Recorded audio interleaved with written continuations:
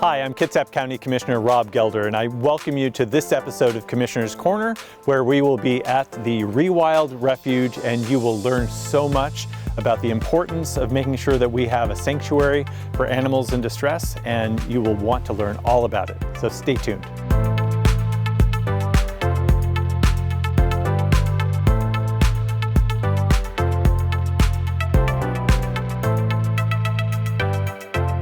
Welcome to this episode of Commissioner's Corner. I'm so glad that you took the time to watch the program today. Today we are at the Rewild Refuge Farm Sanctuary, and joining me are Kristen, Tyler, and Aaron McNabb. Thank you so much for being part of the program. Thanks for coming out. It's our pleasure. When I saw the article come out about it, I was just like, okay, that's really intriguing. I want to know more about it. And if I want to know more, chances are there's a lot of folks in the community. So how did the idea of the animal sanctuary come about?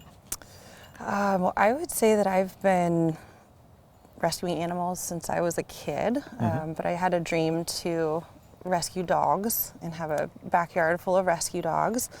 And then we met one of our rescue horses, Charlie, in 2017, and that kind of changed everything. Started to learn about farm animals and kind of what they go through in the agricultural world, and so then we kind of shifted gears and really wanted to spend a lot of time focusing on horses, and so that's kind of where we moved to, and we actually opened up a boarding facility for horses and rescued our first few horses there, and then started rescuing smaller farm animals. And that was in the Portland area? Yes, Yeah, was out in just Portland. outside of Portland. Yeah. And it was all a surprise to me. So it was her idea. I just came along, and You went along for the ride? and I've been loving it since. Cool. Luckily, he's a big animal lover, so Yeah. it That worked. helps. Yes, That helps. That So helps. you talked about horses, but what all types of animals do you take care of here? Currently, we have pigs, mini pigs, goats, horses, a mini horse, and sheep and lambs. Are there others that you are potentially would be willing to rescue? And Yeah, I personally would love to rescue farm pigs at some point, which are the bigger pigs, but I don't know. We get asked a lot if we're gonna rescue chickens or have chickens or any birds. We haven't decided yet. Yeah, it takes a lot of thought into the care of the animals. Like our sheep, our goats, for example, we weren't aware that they can hop over all of our fences, and we had to tear down fences and rebuild within a weekend. So it was a lot to it's a lot to consider. So the escape artists, you got to watch out for them. Yes, Yeah. they are Okay. magicians at escaping. What would you say is sort of your most difficult animal or most difficult rescue to date? For me, I don't know, you might have a different answer, but for me it was our last pig, Morty, that we rescued, who was aggressive, and we didn't have any experience with an aggressive pig. Most of our pigs are pretty friendly, so it was just a huge learning curve for us to bring in a pig that we couldn't really be around without keeping ourselves safe and keeping him away from our other pigs and keeping them safe. And we've had him for about a year now, and it's been an incredible journey. He's had such a transformation. He just is such a happy boy now. But that was a tough one, just from a learning curve, and having to put our needs and wants aside and really focus on what does this animal need and what are his traumas that he comes with and how do we work through that. So you haven't been here very long, so if you've had Morty and others for longer, then they came with you. yes, They did. Okay. It was quite the Yes, move. we, I imagine. It was a a caravan of farm animals coming up to Washington from Oregon, and then a mad scramble to try and get fencing up. Luckily we had structures, but they weren't fit for animals, so it was really setting up temporary fencing and then upgrading that to permanent fencing, and just kind of, it was a crazy few weeks. But yeah, it worked out. So what do you feed them? I mean, I grew up a little bit on a farm, or my father would call it a gentleman's farm. It was just kind of dabbling. But what all do you have to feed them, and do you have easy access to those resources here? Everybody here eats hay, all the way from the pigs to the horses. Our senior horses especially go through a pretty large amount of grain, to keep weight on them, and some supplementation there. But hay is definitely the big thing around here. We talk about in the food bank community, there's effort to kind of glean. A lot of folks have old trees left from orchards, et cetera. Would that be anything that would be helpful? 'Cause you talked about low sugar, and that doesn't necessarily tick that mark. So We have some of our horses need to be on low sugar hay, but the goats can eat certain trees and leaves and things like that. And the pigs as well love vegetables. Yeah. Pumpkins are a big hit right now. Which yeah, Really all perfect. vegetables. Anything they'll eat, yeah. Yeah, they love veggies. So if anyone ever brings vegetables, we use them We always quickly. we joke that our pigs eat healthier than we do, but it's actually probably true. They do eat really healthy.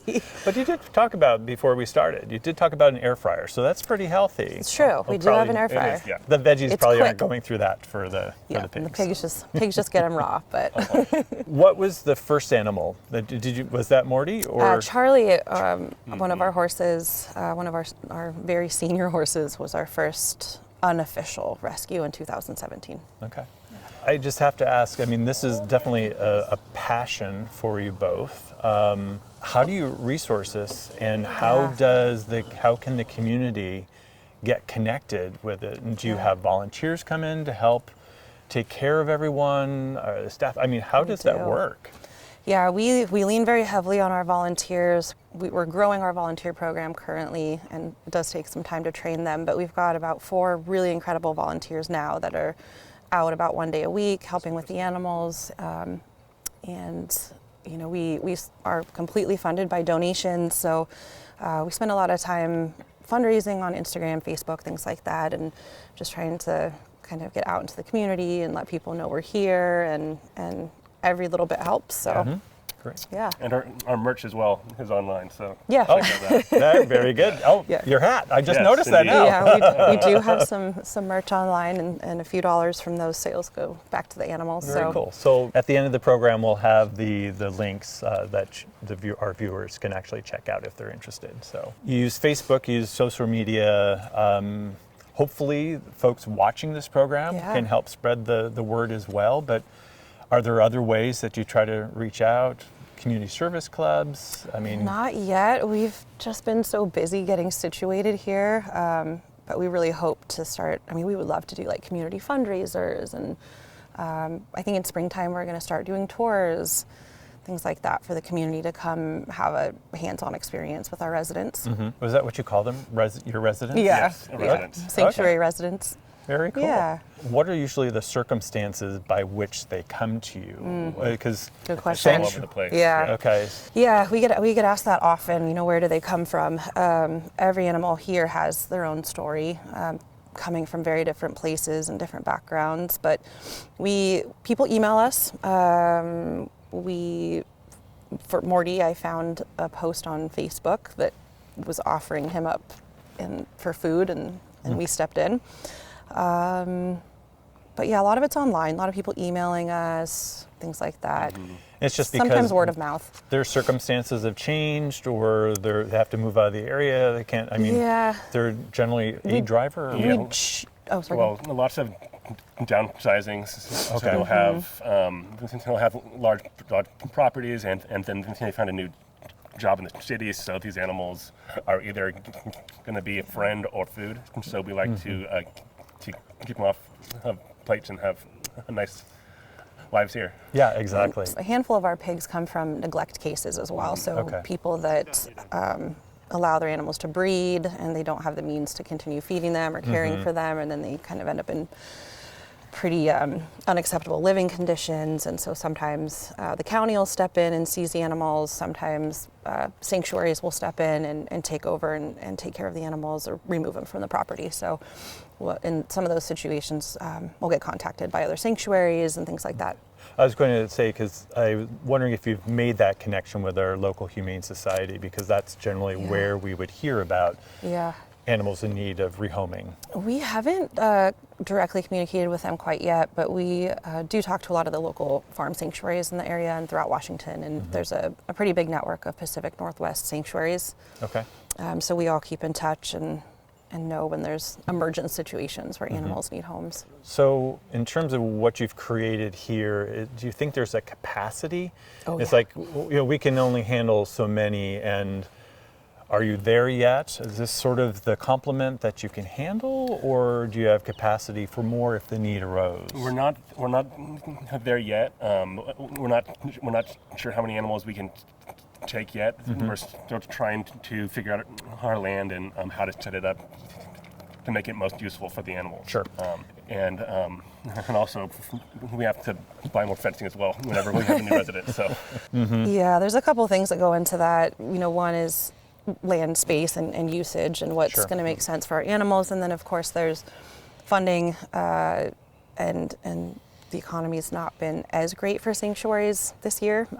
So we're trying to be very, very careful to not get in over our heads or put our animals in a situation where they're not getting the top-notch care that they deserve. So we are trying to move slowly and be very conscientious of what we're doing and who we intake and how that impacts our land, how that impacts our overhead budgets, things like that. So yeah, there's a lot of thought that goes into that. So it started with a passion, and you got pulled along. But did. how do you then educate yourself if you haven't done it before? How do you know how to care for pigs and goats and sheep and horses?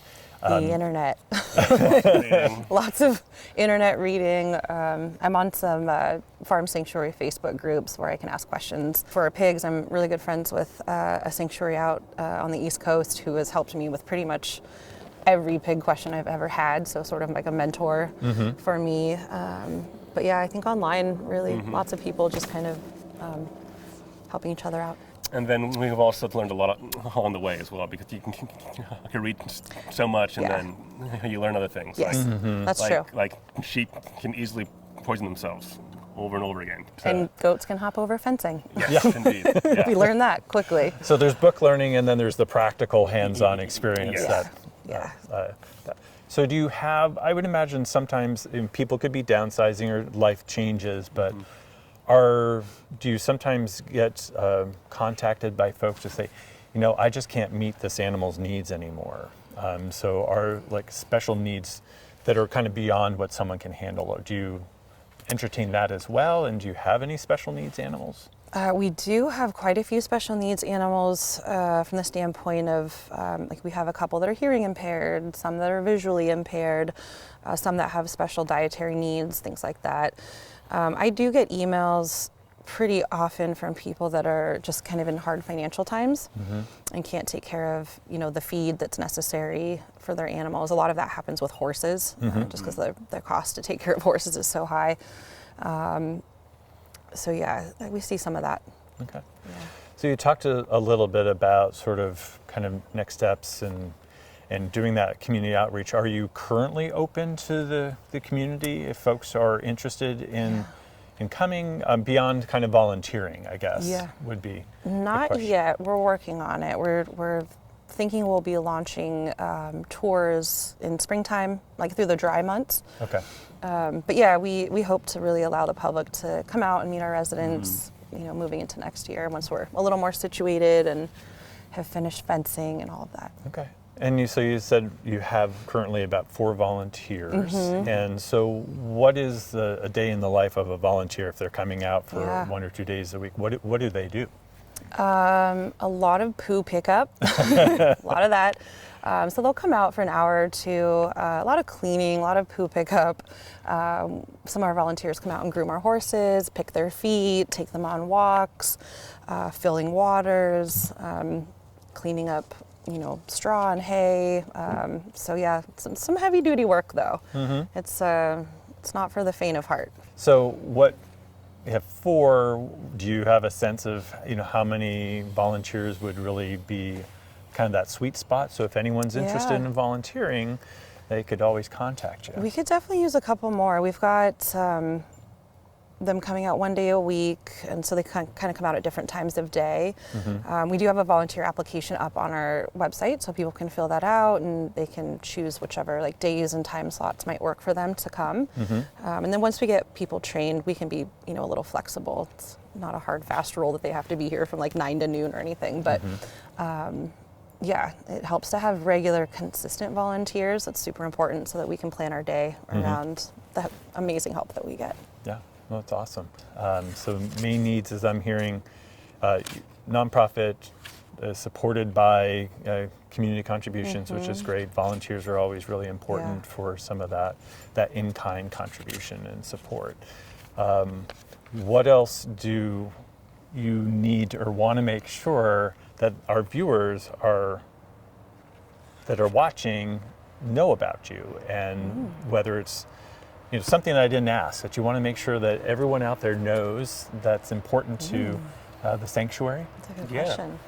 Well, one thing we like to mention is these residents will be lifelong residents. So when they're here forever. We want to make sure they have a forever home. And so that's why it's also so important to be careful about who we bring in, but we want to make sure they're happy forever. Yeah, no, that's great. You actually just spurred on another question. It's sort of like knowing the person. You don't necessarily know the personalities of the animals that you're rescuing. Yeah, no. And so that's got to impact your space and how everyone is situated and who can be together, who can't. So that's got to be a whole other level of management of it. It is. I would say anytime we bring in a new rescue, there's a element of anxiety. Are they going to fit in? Are they going to be happy here? And right now our crew is so happy and everyone's getting along. But anytime we bring in a new rescue, it kind of throws things up a little bit. Is there a way you typically introduce them to the rest of the family? Or? Yeah. Well, usually they get quarantined for a bit to make sure they're safe and get whatever medical care they need, and then we do introductions over fences and try and buddy them up next to each other and allow them to eat close to each other through the fence so that they can kind of de-escalate any potential threats that they might have around food and things like that. And then kind of just when the time's right and we feel like everyone's calm enough, we can put them together. I think it's probably no different than a person, right? Where you are stressed out from life changes and trying to kind of acclimate to a new setting would be pretty tough at times. Yeah, our goats, when we brought them home, they were very anxious, just crying all day and just clearly very upset. But after about a week or two, they settled in and we could tell like, oh, we're happy and this is good. So if money were no object and you had all the support that you needed, what would be your ultimate vision for the sanctuary? I have an answer for that. Great. Because money's always an issue. Always an issue. Well, I've definitely thought about, dream world, what would we do? But really, I would love to eventually down the road, if both time and money were not an issue, I would really love to have some programs here for children to allow them to come spend time with our animals and our horses and be hands-on and from a therapeutic standpoint. We started hosting some yoga classes when we first got here, but it was kind of into summer already, so we're going to relaunch that. I really would love to be able to have a space where people can come have a spiritual practice and kind of meditate with our animals and enjoy their energy and their presence. I really want this in some ways to be a sanctuary for people as well. So that's something that I'm hoping that we can work towards down the road. And of course, rescue more animals, hopefully, but getting all the proper fencing and all that up and housing and structures and things. I see this as being a really beautiful place for the community and for the animals to both have a nice place to come enjoy each other. As we all get so busy in our lives, not only is there just sort of the emergent need for them for sanctuary, but you hit on a great point of that connectivity between us and our environment, our community, but other animals and just nature as yes. As it's a powerful. Whole. It is powerful, and I think we hopefully over the past few years have really kind of learned the importance of kind of connecting with something beyond ourselves. Yeah. And I think that I'm very appreciative of the fact that you have brought the sanctuary to Kitsap, Thank you. that you now become part of a wonderful fabric of our community, and can offer something that is a different touch point for all of us to hopefully experience in one way or the other. So We're very grateful to be here. Kitsap has been very welcoming and wonderful, and we're excited to meet more of our community. excellent. Well, that wraps up our time today on this episode of Commissioner's Corner, and I just want to thank our guests as well, Kirsten and Aaron. It's phenomenal. Thank you so much for taking the time to open the sanctuary and be part of the program, and thank you so much for being part of it, and we'll see you next time.